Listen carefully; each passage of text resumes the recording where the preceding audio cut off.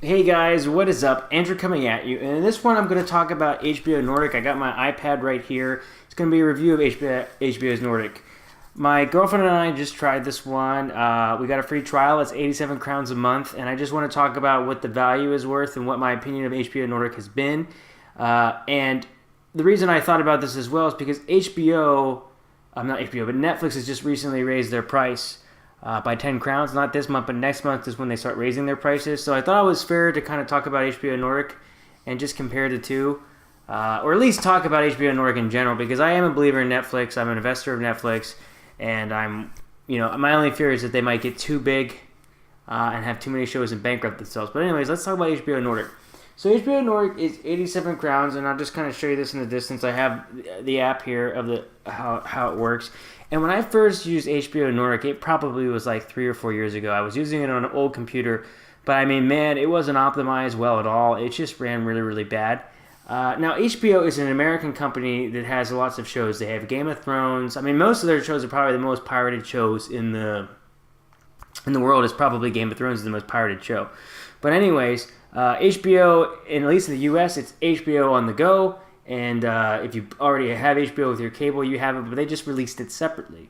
But HBO Nordic is like a whole different ballgame, because in the United States, when it comes to premium streaming content, we have HBO, we have Showtime, we have Amazon Prime, which we talked about Amazon, but if you have a Prime membership, you get their television series and you get movies. On top of that, now Hulu has their own television show, which is The Handmaid's Tale. So you got 4 right there. And then on top of that, you have a couple other services like FX, AMC. FX has their own shows, and then AMC has shows like The Walking Dead, Breaking Bad. So anyways, what's crazy about HBO Nordic is not only do you get HBO's entire catalog, which is just amazing. I mean, you got The Wire, you got The Sopranos, you got Oz, you got a lot of classic, fantastic television. But you also get The Handmaid's Tale, which is a Hulu series. You get like Ray Donovan and Dexter. You get some of the popular Showtime series from the past and the new. You get Fargo on here, which is an FX series. And you get Fear the Walking Dead. You get The Walking Dead. So you're getting a combination of all these networks.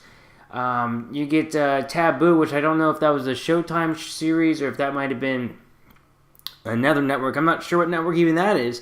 But I'm talking the value you are getting for 87 crowns a month is pretty ridiculous. And looking at it here, I might even argue that it's more valuable than Netflix in Sweden, which I'll make another video on my experience of Netflix in Sweden versus Netflix in the US. But it's an incredible value here. And I've been using the app recently. I've been using it with my computer, and I've been using it now on my iPad. And I have to say that I've been very happy with the quality. I mean, it's been top-notch. So they must have made some improvements to their bugs. It's been fantastic to use. And look, don't get me wrong. I'm sure there's a way to find... For me, simply to put it this way, from someone that's a millennial, yeah, I know you can find stuff online when you show it and everything else for free. But for me, it's just really convenient to have a show, pay for the show, do it like legally, and then on top of that, everything you want to watch is saved. The only thing I wish that HBO Nordic could do is to kind of have profiles so my girlfriend and I could share and have our own series kind of saved. But it's not a huge deal. They have a nice selection of movies. It's awesome just for the content you get on HBO's catalog, and then they get Showtime series. And like I said, I named all those other networks. I mean, that blows my mind as an American, because in America, you got to pay for all those shows individually. So you're almost paying 250, 300 crowns a month, maybe even 400 for just all those separate networks. And so maybe it's not that much, but let's say it's 250, 300 crowns. So what you're getting for 87 crowns a month is insane. So if you have never thought of HBO Nordic, if you're thinking about should you try it out, if you were going to use it instead of I love Netflix. I love the interface of Netflix, so I recommend both.